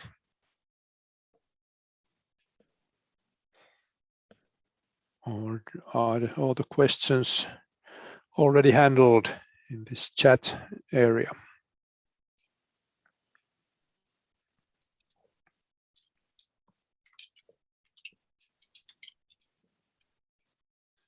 No. Oh, I have a question, if possible. Is it okay? Please. Yeah, thank you very much. So let's go back to the bubble diagram. So then you showed the balance, how the frequency reacts if you have mismatch between loads and the production. So how about amplitude events, suck and swell events? So I believe that it is possible to consider together frequency events and the amplitude events, such as suck and swell events. Could you please give a little bit more explanation about that, if possible? Yeah, in a way, we can say real power affect frequency very closely. Now, reactive power will impact the voltage. Now, of course, this is in the transmission level, this 100% the truth. But if you go to distribution network where X over R is small, then even real power will affect the voltage. Now, secondly, the voltage issue, voltage event, sags, swell, is sort of like local, not like, it's not like frequency. So in a way that you cannot really send reactive power far distance without impacting the voltage at the source. Because reactive power, in the case of transmission line, reactive power, whoever send the reactive power will have a higher voltage. But if it is far away, then the impedance or reactance is too big that when you try to send a lot of reactive power, you will hit the over voltage at the sending end. And that's probably not good as well, right? So yeah. So the best way to solve reactive power is locally.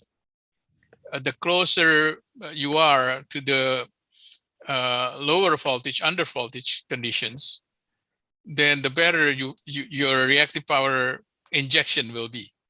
The same way if you have a low voltage, or if you have an over voltage, then you want to absorb reactive power at the pain point where the worst under voltage is or over voltage is.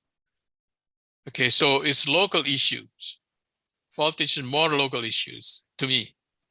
Yeah, yes, but if you do the measurements of the frequency and the amplitude, then it happens locally. So you have to deal with that locally.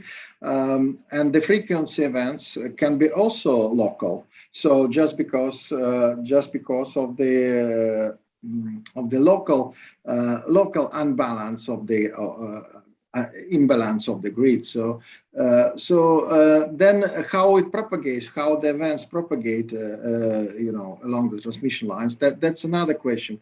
But if you take that locally, if you do the measurements locally, so then you get simultaneously frequency events and